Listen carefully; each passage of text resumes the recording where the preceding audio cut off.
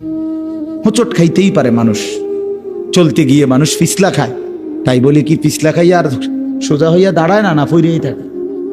তো এইটা তো উচিত, ভুল হবে। চলার পথে অনেক দিন চোখ নামায় রাখছি, আজ হয়তো নারীর প্রতি নজর পড়ে গেছে, হ্যাঁ ভুল হইতেই পারে। সবসময় সত্য বলার চেষ্টা করি, আজ হয়তো একটা ভুল বলে ফেলছি, মিথ্যা বলে, হতেই পারে, কিন্তু লাগাতার মিশা কথা বুঝছেন নি আমার কথাটা? প্রত্যেক দিন মিশা কথা, প্রতিদিন বুঝি মানুষের সুদ খায়, প্রতিদিন বুঝি ওজনে কম দেয়, প্রতিদিন বুঝি কাস্টমারের ঠকায়। এটা কি মুসলমান? এ কেমন ধরনের পাপী? 30 বছর বুঝি প্রত্যেক দিন টেলিভিশন চলবে আপনার ঘরে, প্রতিদিন আপনার ঘরে নিয়ম মাফিক নাচ গান নর্তকের ছবি চলবে। আপনাদের আখিরাত নাই? আপনার বিবি বাচ্চার আখিরাত নাই? তো এরা মরলে কোথায় যাবে? এদের পরিণতি কি হবে? আর আমি বাবা হিসাবে, অভিভাবক হিসাবে কি দায়িত্ব পালন করলাম? খাট পালং আর সোফা ফার্নিচার, কাঁচের প্লেট আর নুনের বাটি, এটাই ছিল জিম্মাদারি না? একজন মুসলমানের দায়িত্ব তার স্ত্রী সন্তানের জন্য এই শুধু খাট পালং আর সোফা ফার্নিচার ব্যবস্থা করা, এই তো না? বলেন না বাবা, বলেন তো কি দায়িত্ব ছিল? কোরআন শরীফে আছে, ওয়া'মুর আহলাকা বিস-সালাহ ওয়াসতাবির আলাইহা। আল্লাহ তাআলা বলেন, নবী আপনাকে বলছি, প্রতিটা বান্দাকে ঈমানদার বলে দেন, হে ঈমানদার, তোমরা প্রত্যেকেই নিজ নিজ পরিবারের সদস্যদেরকে নামাজের আদেশ করো। এই যে জিম্মাদারি, আপনার দায়িত্ব কি আল্লাহ বলছে, ওয়াসতাবির আলাইহা, এবং তুমি নিজেও নামাজের উপরে মজবুত থাকো। তো বাত্তরকারী আল্লাহ বলে, লা নাসআলুকা রিজকা, তোমাদেরকে রিজিক দেওয়ার জন্য আমি তোমাদের কারো সাহায্য আমার লাগবে না। নাহনু নারযুকুকা, আমি একাই সকলকে রিজিক দেব। কি সুন্দর কথা! মালিক বিষয়টা আমি দেখব, ভাতের ফিকির আমি করব, রিজিকের ফিকির আমি করব, তুমি সেজদার ফিকির করো, স্ত্রী সন্তানের ইবাদতের ফিকির তুমি করো, ওদের ভাত তরকারির ফিকির আমি করব। ওমা কুন্না আনিল খালকি গাফিলিন, আল্লাহ বলে, বান্দা আমি আমার একটা সৃষ্টির ব্যাপারে 1 সেকেন্ডের জন্য গাফিল নই। 7 তবক জমিনের নিচে যেই পিঁপড়া হাঁটে, 7 আসমানের উপরে যেই ফেরেশতা হাঁটে, আমি দুইটাকেই সমান নজরে দেখি, একই মুহূর্তে দেখি, একই মুহূর্তে দেখি। হিমালয়ের চূড়ায় আমি যখন আমার সৃষ্টি মাখলুকের রিজিক পৌঁছাই, আটলান্টিক মহাসাগরের গভীরেও তখনই রিজিক পৌঁছাই। আমি আল্লাহ, তুমি আমার কি মনে করছো?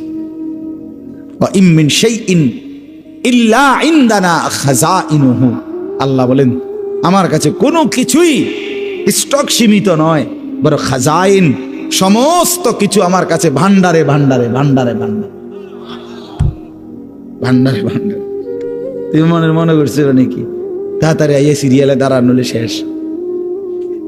হেগো না না, ওমা নুনাজ্জিলুহু ইল্লা বিকদারিন মালুম, আল্লাহ বলেন আছে তো আমার কাছে ভান্ডারে ভান্ডারে, কিন্তু আমি নাজিল করি পরিমাণ মতো করে, একসাথে সব না, পরিমাণ করে। বোঝেন নাই?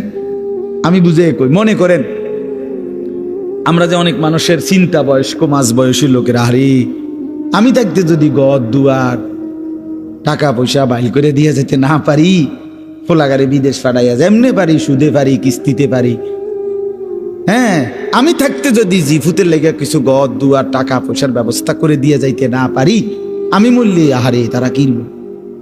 অনেক মানুষের এটা চিন্তা না, আমি মরলে তারা কিনবো না, আমনে মরলে তারা সবাই ক্ষুধা বহন খাইব, আমনে মরলে পৃথিবীতে ভাত বন্ধ। না না, এই শেষ ভাত আমনের আমলে, এরপরে শুধু বন দিয়ে আর চা দিয়ে ভিজে খাবো সবাই, হাবটাই শুধু একবার খাওয়াই না, ওনার আমলেই শুধু পৃথিবীতে কাম কাজ আর সব বন্ধ। এরপরে এই জন্য আল্লাহ বলে, বান্দা রে আমার কাছে আছে, টেনশন করো না, আমার কাছে আছে ভান্ডারে ভান্ডারে, কিন্তু আমি একসাথে দেখলে তো সংরক্ষণ করতে পারবা না। এই জন্য আমি আল্লাহ যখন যা প্রয়োজন পরিমাণ মতো নাজিল করে থাকি। তোমার উপরে রহম করি বলে, তোমার উপরে দয়া করেছি বলে দেই, তুমি এমন শুরু করছো কা? তোমার দাদা মরে যাওয়ার পরে তুমি কি মরছুনি? তাইলে এই পৃথিবীতে আগের মানুষ মরে যাওয়ার কারণে কি পরের মানুষগুলো মরে গেছে? তো আমি মরলে তারা কষ্ট পাইবে কেন? কথা বোঝেন না? গত 100 বছর আগের মানুষ যারা মরে গেছে, 300 বছর আগের যারা মানুষ মরে গেছে, তো তাদের কারণে আমগো কি অসুবিধা হয়েছে? তার আমি মরে গেলে আমার পরবর্তী জেনারেশনের কি অসুবিধা হবে? হায়াত থাকলে রিজিক আছে, হায়াত থাকলে কি আছে? এই জন্য আমি আপনাদের কাছে অনুরোধ করলাম, ভাই দয়া করে আমরা প্রত্যেকেই এই কথাটা, এই যে কয়জন আল্লাহর বান্দা বসছেন, চাচারা, বাবারা, নওজোয়ান ছেলে তোমরা, আমার ভাই, নিজেকে আমরা মুসলমান মনে করি, আল্লাহ আমাদেরকে এই দৌলত দিছেন। আমরা যদি আল্লাহকে ভুলে যাই, আখিরাতকে ভুলে যাই, বিশ্বাস আল্লাহর কসম, তাহলে আর আমাদের জীবনের কোনো মূল্য থাকে না। আমি শক্ত বললাম আর কি, কিন্তু বাস্তবতা এটাই, মানুষের কোনো পরিচয় থাকে না। কোরআন শরীফে একেবারে আমি বললে রাগ করার কিছু নাই, কোরআন শরীফে স্পষ্ট আছে। আল্লাহ বলছেন, যে মনের ইচ্ছা মতো চলে, আমার হুকুমের খেলাফ, নিজের মনে যা চায় তাই চলে, কসম আল্লাহর, আল্লাহ বলছে, হে নবী শুনেন, সে কোনো মানুষ না, ইনহুম ইল্লা কাল আনআম, সে শুধুই জানোয়ার। ইনহুম ইল্লা কাল আনআম, এটা নফি ইস্তিসনা, মানে আর কিছু নয়, তার পরিচয় আর কিছুই নয়, শুধুই চতুষ্পদ জন্তু। তাহলে কঠিন কথা আল্লাহ বলছে। এই জন্য যে জীবনে আখেরাত নাই, যে জীবনে পরকালের কথা নাই মনে, সে জীবন জীবন না। আপনি আপনার মন মতো আখেরাত সাজাইলে হইতো না। একবার না, শত শতবার আল্লাহ বলছে, বান্দা ভুলে যেও না, ভুলে যেও না, ভুলে যেও না, এই হাসি, এই কান্না, এখানকার সুখ, এখানকার বাড়ি, এখানকার সম্পদ, এখানকার ছেলে মেয়ের উপার্জন, এটা মিলাইয়া তৃপ্ত হইয়া যাইও না যে আমার পরিকল্পনা শেষ, আমার টার্গেট শেষ, আমার দুনিয়ায় আগমনের উদ্দেশ্য শেষ। না বান্দা, তোমাকে সামনে যেতে হবে, কবরে, আখেরাতে, হাসরে, ফুলসিরাত পার হইতে হবে। তার জন্য সামানা কোথায়, তার জন্য তোমার পাথেও কোথায়, সেটা মিলাও, সেটা মিলাও, সেটা দেখো। আফসুসের ব্যাপার, আজকে আমার দেশ, আমার সমাজের মানুষ, বয়স্ক 60 বছরের, 70 বছরের মুরব্বীরা, অনেকের জীবন তৃপ্ত, অনেকের জীবন সন্তুষ্ট হয়ে গেছে এই কথার উপরে যে 3টা ছেলে ছিল, 3 জনেরই বিদেশ পাঠিয়ে দিছি, 4টা মেয়ে ছিল, 4টা মেয়েই বিয়ে দিয়ে ফেলছি, একটা বিল্ডিং করছি, শহরে জায়গা কিনছি, ব্যাংকে টাকা জমাইছি, ব্যবহারের একটা গাড়ি আছে, খালাস, দুনিয়ায় আসার উদ্দেশ্য কামিয়াব, দুনিয়ায় টার্গেট ফিল আপ, আর কোনো কাজ নেই। যে জন্য আসছে উদ্দেশ্য হাসিল হয়ে গেছে, এটাই দুনিয়ায় আসার উদ্দেশ্য, ঠিক না? কথা বলেন না কেন?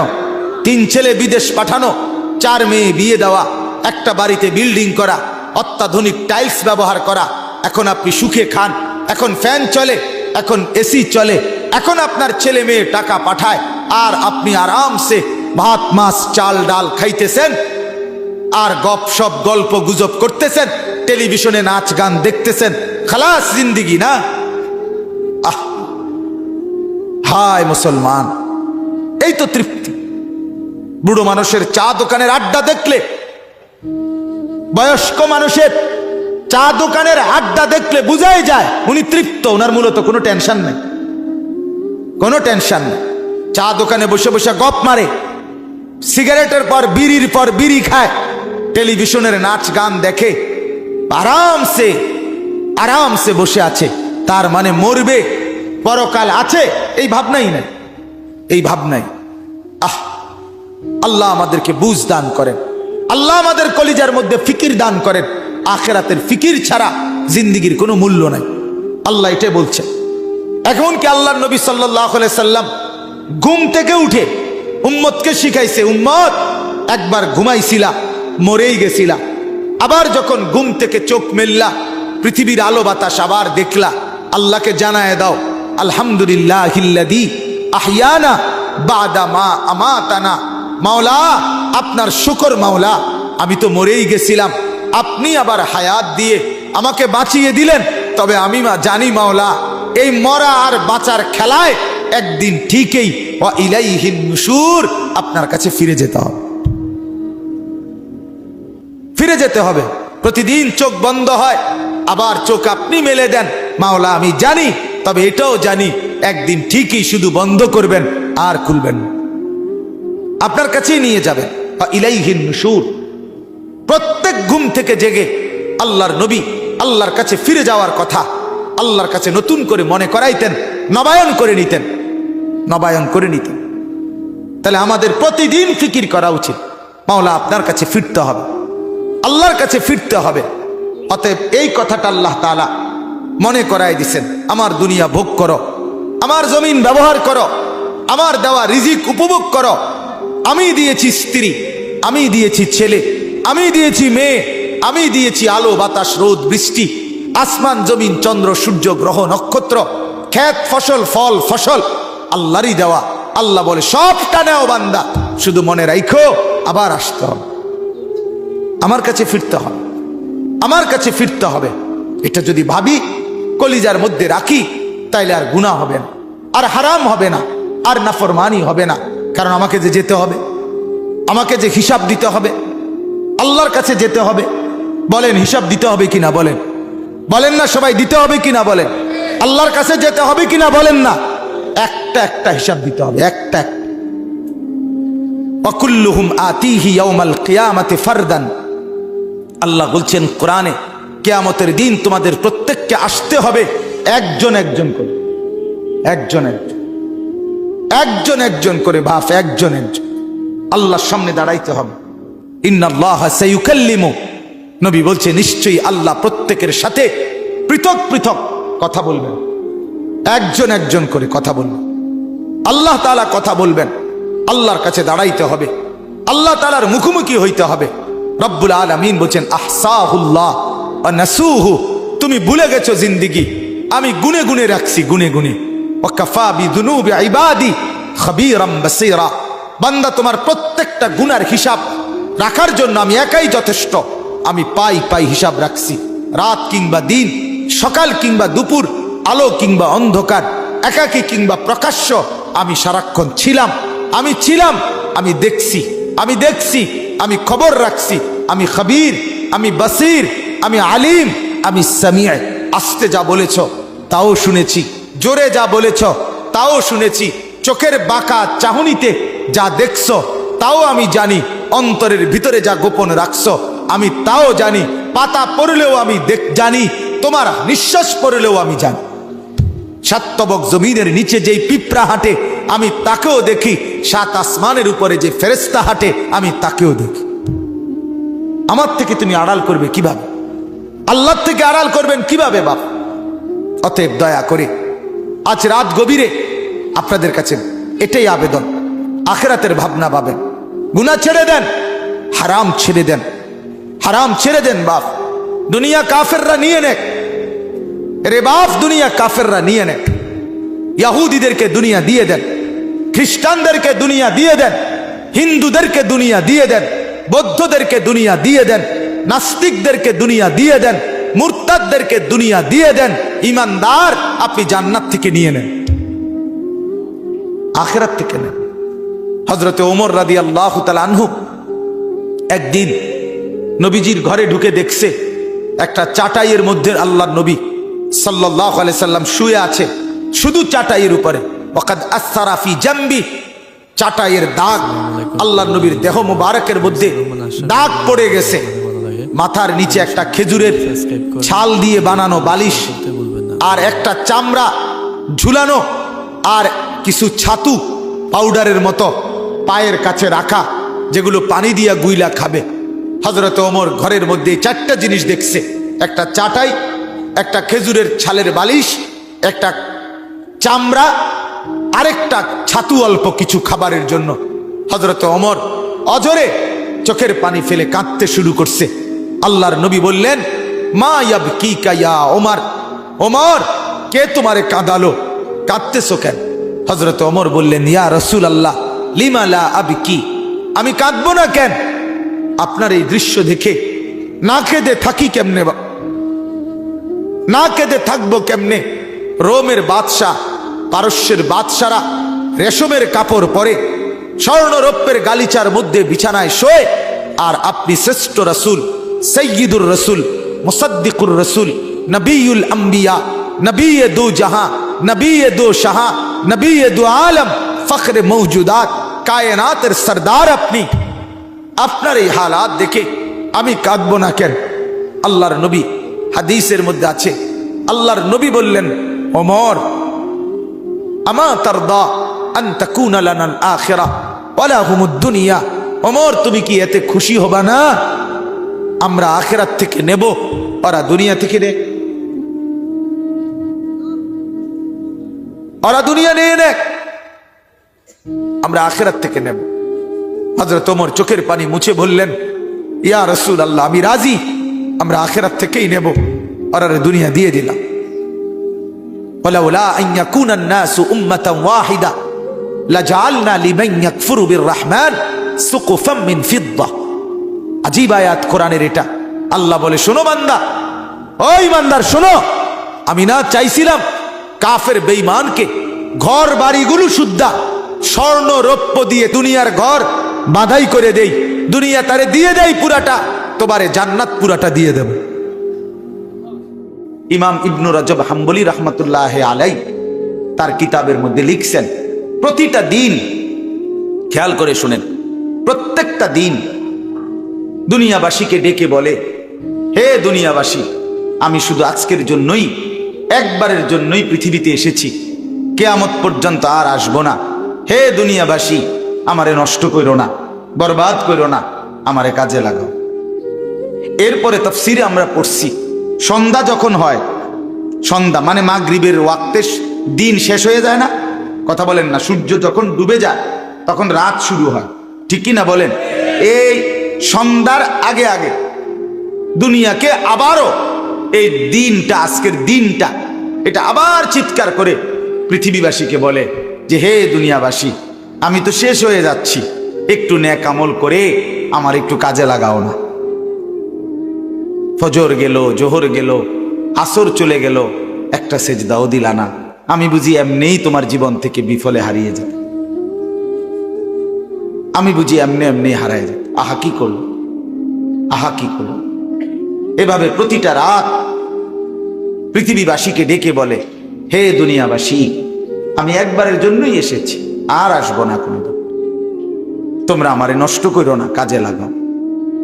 ফজর হওয়ার আগে, সুবহে সাদিকের আগে আগে রাত্রটা আবার ডেকে বলে, আহা দুনিয়াবাসী, আমি তো চলে যাচ্ছি, শেষ হয়ে যাচ্ছি, আমারে কি কাজে লাগাইবা না? সেজদা তাইলে দিবা না? আমার মনিবের জন্য একটা গোলামি করবা না? এভাবে রাত, সারাটা রাত ঘুমে ঘুমে মোবাইল টিপতে টিপতে, নর্তকীর ছবি দেখতে দেখতে, নাচ গান উলঙ্গ দৃশ্য দেখতে দেখতে শেষ করে দিলাম, শেষ করে দিলাম। আল্লাহ আমাদেরকে বুঝ দান করেন। আমার বাপ, আমার ভাই, আজকে আমি আপনাদের সামনে কোরআনুল কারীমের 9টা আয়াত ধারাবাহিক পড়ছি। এই 9 আয়াতের প্রথম কথা, প্রথম বক্তব্য, আমাদের হায়াতের গুরুত্ব দেওয়া। আমরা যেন সময়কে গুরুত্ব দিই, আমরা যেন হায়াতকে গুরুত্ব দিই। কেন? আল্লাহ তাআলা এখানে দেখাচ্ছে, আপনাকে শুনাইতেছি, এই এখন দেখাইতেছি আপনাকে। আল্লাহ তাআলা বলেন, প্রত্যেকটা নাফরমান, পাপী, অবাধ্য, জালেম, নাফরমান, যুবক কিংবা বৃদ্ধ, মা কিংবা বোন, নারী কিংবা পুরুষ, যখন মৃত্যুর মুখোমুখি হবে, মালাকুল মউত আজরাইল আসবে, তে এখানে আছে প্রত্যেকটা মানুষ তার দুনিয়ার হায়াত, এই দুনিয়ার সময়টা আরেকবার কিছুটা সময় আল্লাহ তাআলার কাছে ভিক্ষা চাই,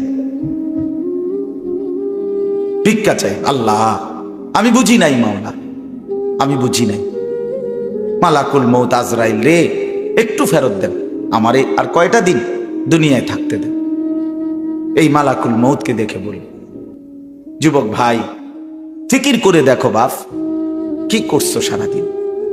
এটা কি কোনো জিন্দিগি হইল? শুধুই চুলের ফ্যাশন, শুধুই প্যান্ট বদলানো, শার্ট বদলানো, শুধুই দিন নাই রাত নাই, 2 আঙ্গুলে মোবাইল টিপা, নারীর ছবি, অশ্লীল দৃশ্য, জিনা, ব্যভিচার, আর শুধু ছবি তোলা, কুকুর, বিড়াল, শূকর, গরু, ছাগল, হাঁস, মুরগি, জীব জন্তু, মানুষ, বেড়া বেডি, ছোট বড়, নারী পুরুষ, জোয়ান বুড়া, হুজুর, পাবলিক, কিছু অপদার্থের জিন্দিগি বেঈমান এভাবে ওয়াশ করে দিছে মাথা যে তোর কামে হইল শুধু জিডা পাইবি ছবি উড়াই, তোরে খোদা বানাইছে শুধু ছবি উড়াইতে, খালাস। পৃথিবীতে আসার উদ্দেশ্য ছবি তোলা, ছবি তুলবা। শুধু চেষ্টা করবা যেন 18,000 মাখলুকাতের লগে তোমার একটা একটা ছবি থাকে। আস্তাগফিরুল্লাহ। বলেন এটা কি কোনো জীবন হইল? বলো না ভাইয়া, তোমরা বলো। একটাবার ইনসাফের সাথে ভাবো, ইনসাফের সাথে ভাবো। তুমি তোমার হায়াত নিয়ে ভাবো, তুমি তোমার জিন্দিগি নিয়ে ভাবো। খুদার কসম বাপ, এই হায়াত মনে পড়ে ওই যে ওই হেরা ব্যাটকা এই ছেলে, ঘটনা কি? আরে তোমারে বলছি, তুমি পিছনে চাও কেন? ওরে ধাক্কাও কেন, হাসো কেন? সাফ কথা বাপ, আমি একজনকেও ছাড়তে রাজি না। আমার জিন্দিগির সিদ্ধান্ত এটা। কোন গাফেল, কোন ফালতু মানুষ আমি বলতে রাজি না। প্রয়োজনে একজনকে বলবো, ফালতুকে বলবো না। আমি টর্চ লাইটের মতো সারাক্ষণ চোখ ঘুরাই, আমার এটা তবিয়ত। এক সিদ্ধান্ত নিয়ে জিন্দিগির এই বয়ান করি, আমার নওজোয়ান বদলাইতে হবে। আমার সম্পদেরা, এই ছেলেগুলো যদি নষ্ট হয়ে যায়, একটা গাছের মূল অংশই যদি নষ্ট হয়ে যায়, এই গাছ টিকবে কিভাবে? একটা জাতির যুব সমাজ যদি নষ্ট হয়ে যায়, খোদার কসম ওই জাতি টিকে না, ওই জাতি টিকে না। পৃথিবীর উত্থান পতন, আলো অন্ধকারের সবকিছু যুবকের দ্বারা। যুবক চাইলে গড়তেও পারে, যুবক চাইলে ভেঙেও ফেলতে পারে, নষ্ট করেও ফেলতে পারে। ছেলেরা বলো, এত নারী দেখা কি হবে শেষ পর্যন্ত? ভাইয়া সারাদিন তোমরা যারা নারী, ছবি, মোবাইল, অশ্লীল দৃশ্য দেখে, শেষ পর্যন্ত কখন থামবা? প্রিয় ভাই আমার, কোন দিন থামবা? কোন দিন, কোন দিন থামবা? তোমার কি কোনোদিন রাত ভোর হবে না? তোমার কি যৌবন শেষ হবে না? তোমার 18 বছর 20 বছরের হায়াত, এটা কি কোনোদিন আর 40 বছর হবে না? একদিন তোমার চোখের পাওয়ার কমে যাবে, একদিন কোমরের ব্যথা বাইরে যাবে, একদিন তোমারও শরীরের সমস্ত অঙ্গ প্রত্যঙ্গে দুর্বলতা চলে আসবে, খুব দ্রুত, খুব দ্রুত। আল্লাহ তাআলা বলেন, সুম্মা নুখরিজুকুম তিফ ওয়া নুকিররু ফিল আরহামি মা নাশাউ ইলা আজালিম মুসাম্মা। আমি মায়ের পেটে সন্তানকে একটি নির্দিষ্ট সময় পর্যন্ত রাখি। সুম্মা নুখরিজুকুম তিফলান, অতঃপর আমি আল্লাহ শিশু এক বাচ্চা হিসাবে মায়ের পেট থেকে বের করে আনি। এরপরে সুম্মা লিতাবলুগু আশুদ্দাকুম, এরপরে সেই বাচ্চাটা তোমরা ধীরে ধীরে শক্তি সামর্থ্যবান হতে থাকো, মানে আস্তে আস্তে কিশোর, তরুণ, যুবক হইতে থাকে। এ হইতে হইতে আগাইতে আগাইতে এর মধ্যে আমি আরো 2টা কাজ করি। আল্লাহ বলেন, একটা হলো অমিনকুম মান ইউতাওয়াফা বিদ ক্বাবলু, আমি এর মাঝে অনেককে এই কিশোর, তরুণ, যৌবন হতে হতে দেই। আর অমিনকুম মান ইউরাদ্দু ইলা আরদালিল উমর, আর কাউকে কাউকে আমি একেবারে চূড়ান্ত বৃদ্ধ বয়সে পৌঁছাই। কিন্তু সবাইকে সমান তালে বুড়া বানাই না। তাহলে যদিও হায়াত 60 মনে করো, সবার তো 60 না প্রিয় বন্ধু, সবার তো 60 না। তোমার যে 60 পর্যন্ত বয়স যাবে তার কি নিশ্চয়তা? তোমার দাদা ঠিক আছে 60 বছর বয়স পাইছে, কিন্তু তুমি যদি না পাও। তোমার বড় আব্বা 90 বছর বাচ্চা ঠিক আছে, তুমি যদি না পাও, তো তওবা করবা কখন? তওবা করবা কখন? ওয়ালাইসাতিত তাওবাতু লিল্লাযিনা ইয়ামালুনা সাইয়্যাত হাত্তা ইযা হাদারা আহাদাহুমুল মাউত ক্বালা ইন্নী তুবতুল আন। আল্লাহ বলেন, ও বান্দা, নাফরমানি করতে করতে যখন চূড়ান্ত মৃত্যু এসে যায়, মালাকুল মউত আজরাইল পৌঁছে যায়, মৃত্যুর গড়গড়া, মানুষের মৃত্যুর পূর্বে শেষ একটা শ্বাস টান উঠে, এই গড়গড়া যখন এসেই যাবে, আল্লাহ বলে তখন তো সব নাফরমান বান্দাই বলবে, আল্লাহ আমি এখন তওবা করলাম। খোদার কসম আল্লাহ বলে, ওয়ালাইসাতিত তাওবা, সেই তওবা আমি আল্লাহর কাছে গ্রহণযোগ্য নয়, সেই গ্রহণযোগ্য নয় বান্দা। ওয়ালাইসাতিত তাওবাতু, আমি আল্লাহ তাআলা সেই তওবা গ্রহণ করব না বান্দা। তখন আর ফিরতে পারবা না ভাই আমার, ফিরতে পারবা না, মনে পড়বে সব। ওয়াজিআ ইয়াউমা ইদিন বিজাহান্নাম ইয়াউমাইদিন ইয়াতাযাক্কারুল ইনসানু ওয়া আন্না লাহুয যিকরা। আল্লাহ বলে, বান্দা, হাসরের ময়দানে তোমাদের চোখের সামনে জাহান্নামকে ফেরেশতারা টেনে আনবে। তোমরা যখন নিজ চোখে জাহান্নাম দেখবা, লা তারাবুন্নাল জাহিম, নিজ চোখে যখন জাহান্নাম দেখবা, ইয়াউমাইদিন ইয়াতাযাক্কারুল ইনসান, সেদিন তোমাদের দুনিয়ার জীবনের সব কথা মনে পড়বে। ওয়া আন্না লাহুয যিকরা, কিন্তু বলো না বান্দা, সেদিন মনে পড়ে কি লাভ হবে? কি আজীব কথা! ওয়া আন্না লাহুয যিকরা, বলো না বান্দা, মনে পড়ে কি হবে? সেদিন বুঝে লাভ কি হবে? কাল্লা লাউ তা'লামুনা ইলমাল ইয়াকিন। আজকে যদি কোরআন থেকে শুনে, রাসূলের হাদিস শুনে, উলামায়ে কেরামের নসিহত শুনে আজকে যদি বিশ্বাস করতা, কত না ভালো হতো। এটা কোরআনের আয়াত। আল্লাহ বলেন, আজ যদি বুঝতা বান্দা, তাহলেই খুব ভালো হতো। কিন্তু একদিন তো দুই চোখে জাহান্নাম দেখবা, নিজ চোখেই দেখবা বান্দা, সেদিন সব বুঝবা, কিন্তু লাভ কি হবে? ইয়াউমা ইউকশাফু আন সাকিন ওয়া ইউদআউনা ইলাস সুজুদি ফালা ইস্তাতিউন। আল্লাহ বলে, যেদিন হাসরের ময়দানে তোমাদের সকলকে সারা দেহ বিবস্ত্র করে, সম্পূর্ণ বিবস্ত্র শরীরে কাপড়বিহীন দাঁড় করানো হবে, সেদিন আল্লাহর ফেরেশতা ডাক দিয়ে বলবে, নাফরমান, তোর জীবনে যেই সেজদাগুলো ছুটে গেছে নাফরমান, আজকে হাসরের ময়দানে সেই সেজদাগুলো দে। আল্লাহর কসম বন্ধু, আল্লাহ কোরআনে বলছে, ফালা ইস্তাতিউন, লক্ষ কোটি বার চেষ্টা করেও বান্দা, সেদিন হাসরের ময়দানে একটা সেজদাও আর দিতে পারবা না। আজ তো পারতা, কেন নামাজ পড়লা না? কেন নামাজ পড়লা না? বলো ভাইয়া, কি লাভ হবে আমারে মহব্বত কইরা? একদিন শুনবা, আনিসুর রহমান আশরাফি নামে এক বক্তা ছিল, ওই মরে গেছে। একদিন শুনবা বন্ধু, ওই মাওলানা আমগো এলাকায় সব সময় আসতো, সে মরেই গেছে। মৃত্যু তারে কবরে পৌঁছায় দিবে। কি লাভ হবে? তুমি পছন্দ করলেও তো আমারে রাখতে পারবা না, আমি পছন্দ করলেও তো তোমারে রাখতে পারবো না বন্ধু। সব তো মালিকের কবরে চলেই যেতে হবে। হাত্তা যুরতুমুল মাকাবির, আল্লাহ বলে একটা সময় তো কবরেই পৌঁছে যাবা। কাল্লা সাউফা তা'লামুন, তখন বান্দা কবরে সেই জানতে পারবা নাফরমানির পরিণতি কি। নাফরমানির পরিণতি কি? আল্লাহ আমাকে বুঝদান করে। নাফরমান জাহান্নামী তখন বলবে, আল্লাহ, আমার দুর্ভাগ্য আমার কপালের উপরে লেগে গেছে, আমি বড় মন্দ কপাল, আমি বুঝি নাই। আমার দুর্ভাগ্য আমার উপরে প্রভাব বিস্তার করেছে। অকুন্না কওমান দাল্লিন, আমি পথভ্রষ্ট সম্প্রদায়ের অন্তর্ভুক্ত ছিলাম। আল্লাহ, ভালো মানুষ আমি পাই নাই, নেককার মানুষ পাই নাই, চরিত্রবান মানুষের সংস্পর্শ পাই নাই, কিছু অসভ্য মানুষের সাথে চলছিলাম, ফলে আজ নাফরমানির জিন্দিগিতে ভেসে গেছিলাম। মাওলা, আমার দুর্ভাগ্য মাওলা।